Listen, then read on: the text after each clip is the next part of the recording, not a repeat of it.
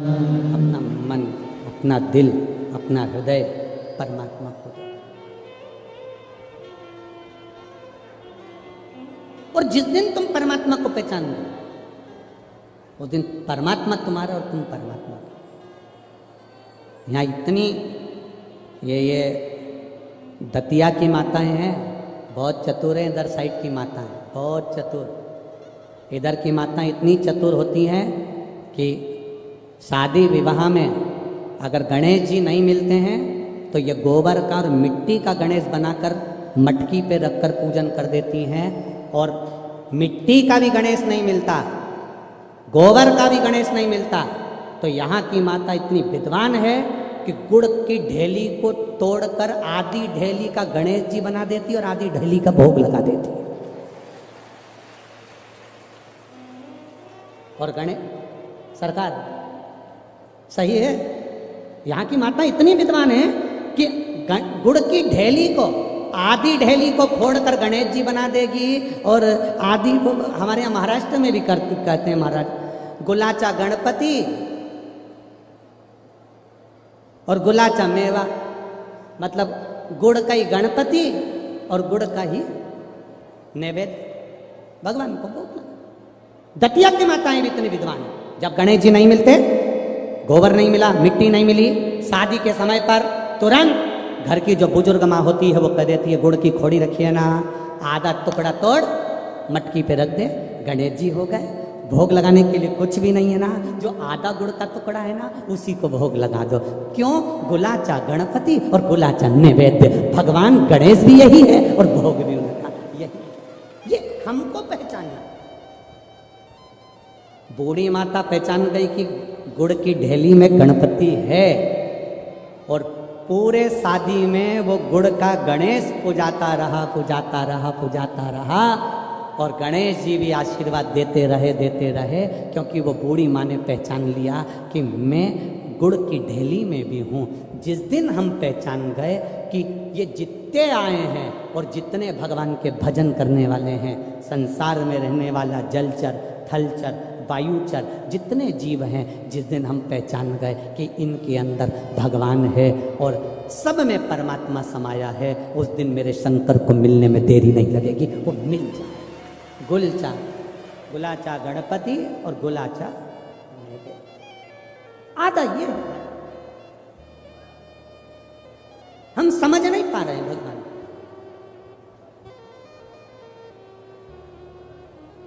हम परमात्मा को जान नहीं पाते। सुयशा ने भगवान शिव जी की आराधना करी, पार्थिव शिवलिंग का निर्माण करने के लिए बैठी और जो निर्माण करा, मात्र 7 दिन निकले थे सुयशा को, देवादिदेव महादेव प्रकट हो गए। मांग सुयशा, क्या चाहिए तुझको? सुयशा कहती है मैं आपके चरणों की दासी बनना चाहती हूँ, मैं आपके चरणों की दासी बनना चाहती हूँ। भगवान कहते हैं सुयशा, कितनी सुंदर बात देवादिदेव महादेव ने कही है, कितनी सुंदर। सुयशा कह रही है मैं आपके चरणों की दासी बनना चाहती हूँ, चरणों की दासी। देवादिदेव महादेव ने कहा सुन सुयशा, मेरी धर्म पत्नी पार्वती मेरे साथ में है, मैं दूसरी नारी को अपने करीब भी नहीं आने देता। हाँ सुयशा, तो मेरे स्वरूप का स्नान करा, पूजन करा, अर्चना कर, निवेदन कर, बेलपत्र चढ़ा, पुष्प चढ़ा, मैं तुझे फल दूंगा। पर सुयशा तू कहे कि मैं पार्वती जी का स्थान ले लूं, तू कहे कि मैं संगनी बन जाऊं, ये नहीं हो सकता। सुयशा, ऐ सुयशा, संत, साधु, सन्यासी, तपस्वी, साधक, उपासक, भगवान शंकर कहते हैं संत, साधु, सन्यासी, तपस्वी, साधक, उपासक, अगर इनके सामने एक लकड़ी की स्त्री भी आ जाए ना तो संत साधु को उसका स्पर्श तक नहीं करना चाहिए और श्रेष्ठ संत माना जाए। वो साधु, वो तपस्वी, एक लकड़ी की भी स्त्री अगर कोई बनाकर सामने रख दे, उसका स्पर्श ना, उसका स्पर्श।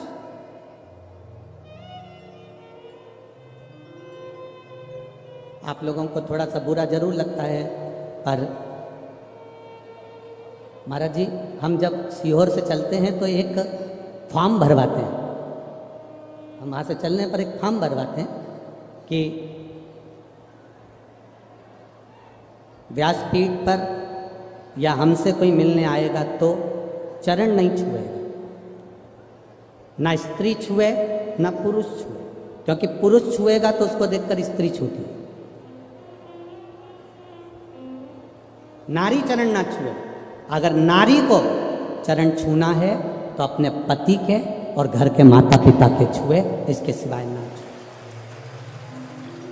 हाँ, आपका मन कर रहा है कि हम गुरु के चरण छूना है, तो आपसे निवेदन है गुरु के चरण छुओ, पर दूर से छुओ, आपको स्पर्श नहीं होना चाहिए। स्पर्श का एक जरा सा साड़ी का पल्लू माता जानकी जी का, केवल साड़ी का पल्लू उड़ के तुलसी जी के क्यारे पर चला गया। साड़ी का पल्लू। पुष्प वाटिका में मां जानकी जी पुष्प लेने के लिए गई थी।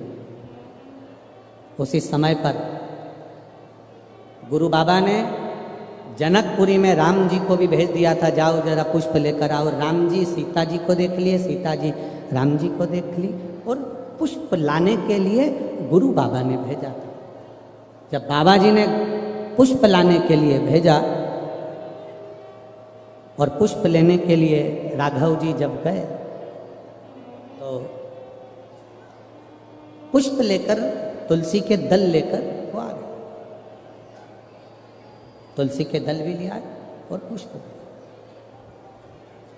वो लेकर आए। अब गुरु विश्वामित्र जी के सामने शालिग्राम जी थे, और गुरु विश्वामित्र जी शालिग्राम जी के लिए पुष्प और तुलसी के दल बुलवाए। कहा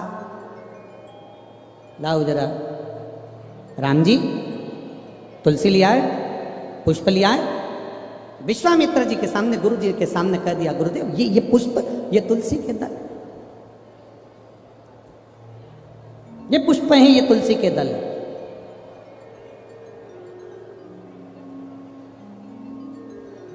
अब धोया हुआ पुष्प, धोया हुआ पुष्प भगवान को समर्पित तो होता नहीं। जिस पुष्प को पानी में धो लिया जाता है, या पानी, कई कई माताओं की आदत रहती है, जो पानी का लोटा रहता है, लोटे में पानी भरा रहता है, उसमें फूल डाल लेती है और उस फूल को निकालकर फिर भगवान को चढ़ाती है। भगवान ऐसा फूल कभी स्वीकार नहीं करता।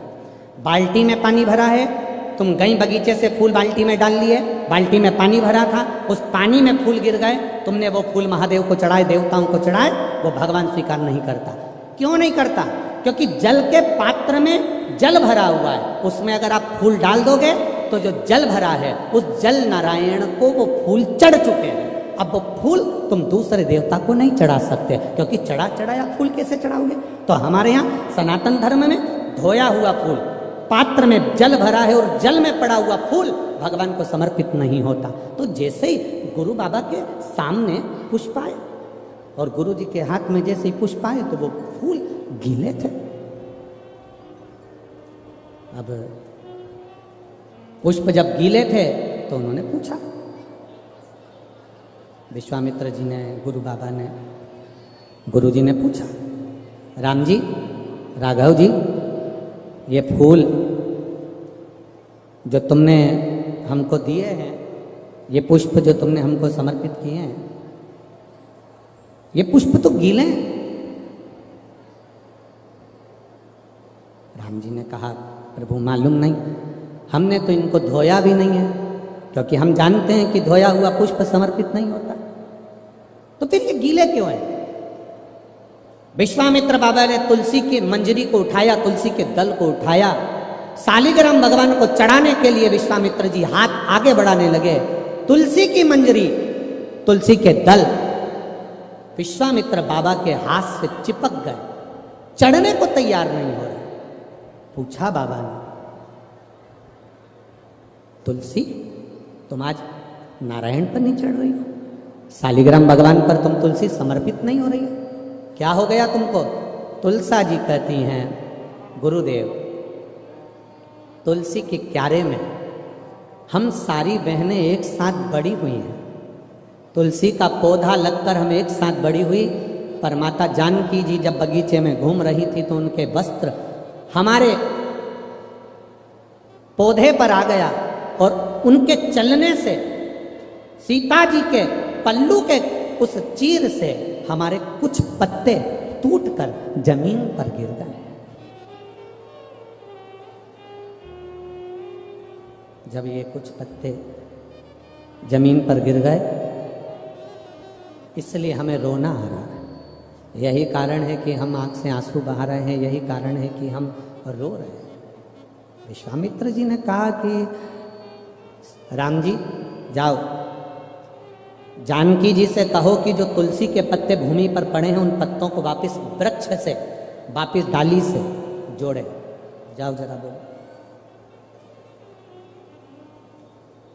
जानकी जी सूचना गई मां जानकी के पास, तुमने जो तुम्हारे चीर से, तुम्हारे वस्त्र से जो तुलसी के पत्ते गिरे हैं उनको जोड़ा जाए। जानकी जी कहती ये कभी नहीं हो सकता, ये भूतो ना भविष्यते। पत्ता टूटने के बाद जुड़ेगा कैसे? मुझे लेकर चलो गुरु बाबा के पास में।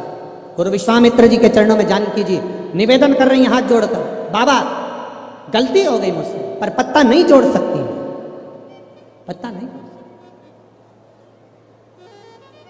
बस वही दिन, हफ्ते में केवल एक दिन ऐसा होता है जो तुलसी के क्यारे से तुलसी के दल को नहीं उतारा जाता। ये वही दिन है, रविवार का दिन, केवल एक दिन, जिस दिन मां जानकी जी ने विश्वामित्र जी के चरणों को दंडवत कर कर कहा गलती हो गई, क्षमा कर दो। विश्वामित्र बाबा ने उस दिन शालिग्राम बाबा पर तुलसी का दल नहीं चढ़ाया।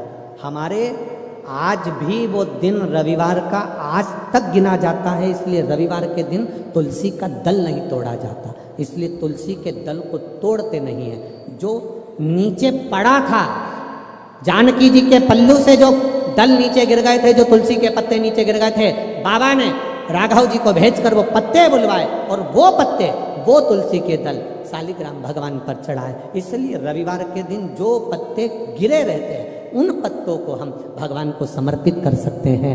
2 दिन पहले के, 8 दिन पहले के समर्पित कर सकते हैं, पर रविवार को तुलसी का दल नहीं तोड़ा जाता। ये इतना विशेष महत्व हमारे सनातन धर्म की पूजन पद्धति का है, इतना विशेष।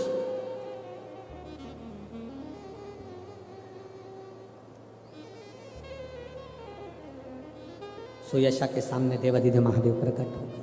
सुयशा मांगो तुम्हें क्या चाहिए? सुयशा कहती है कि बस मैं आपकी दासी बनना चाहती हूँ। भगवान कहते दासी तो मैं नहीं बना सकता, मैं दासी नहीं बना सकता।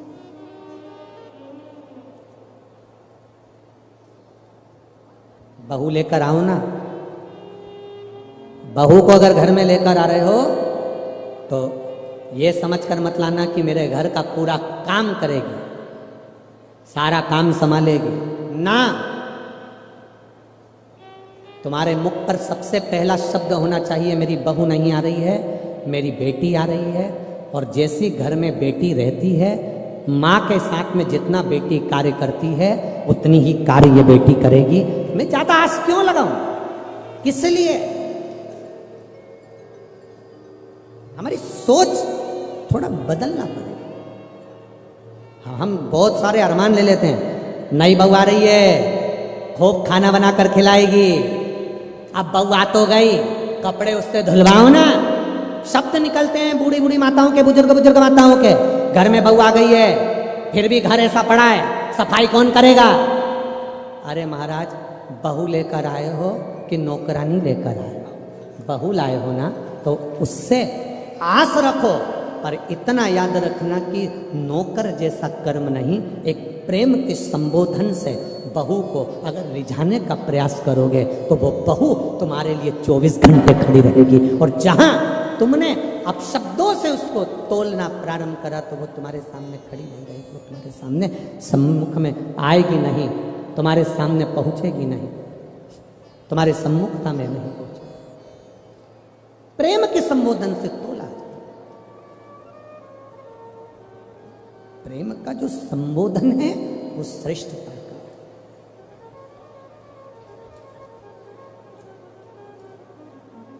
सुयशा, तुम्हें मैं दासी नहीं बना सकता। सुयशा, मैं तुम्हें अपने पास में सेविका बनाकर नहीं रख सकता। मैं सेविका बनाकर नहीं। कल कथा में आपको कहा था, वो आज फिर कह रहा है। भगवान भोलेनाथ आपको करोड़ों का धन देंगे कि नहीं देंगे पता नहीं, आपको धनपति करोड़पति बनाएंगे कि नहीं बनाएंगे पता नहीं, पर इतना याद रखना, भोलेनाथ ने अगर हाथ पकड़ लिया, तिजोरी तुम्हारी हो गई, तो तुम्हें फिर करोड़पति बनने की जरूरत नहीं, वो तुम्हें स्वयं मालामाल कर देगा। स्वयं तो देगा क्या? आपको कहा था अभी 16 तारीख को अमावस्या है अधिक मास की। प्रयास करना, एक कनेर का पुष्प, सुना है ना कथा में? बोलो बोलो, जम के बोलो जरा, सुना है ना? एक कनेर का पुष्प देवाधिदेव महादेव को समर्पित, दिल से, भाव से, अपनी श्रद्धा से, अपने विश्वास से, अपने आनंद से। अब जरा विचार करिए, डिवाइडर पर आपके दतिया में बीच में रोड पे इतना सारा कनेर लग रहा है, गाय खाती है क्या उसको? पशु पक्षी खाता है क्या उसको? बकरी, कोई जानवर खाता है क्या कनेर को? नहीं, जहरीला है कनेर। कनेर का पुष्प भी जहरीला है, महादेव को समर्पित होता है, क्योंकि वो कनेर किसी के काम का नहीं है। मेरा महादेव चुनता भी उसी को है जो किसी के काम का नहीं, वो महादेव के काम का हो जाता है, वो शिव के काम। इसीलिए शास्त्र कहे, हरिओम में ओम समान, मेरा भोला नगर में आया।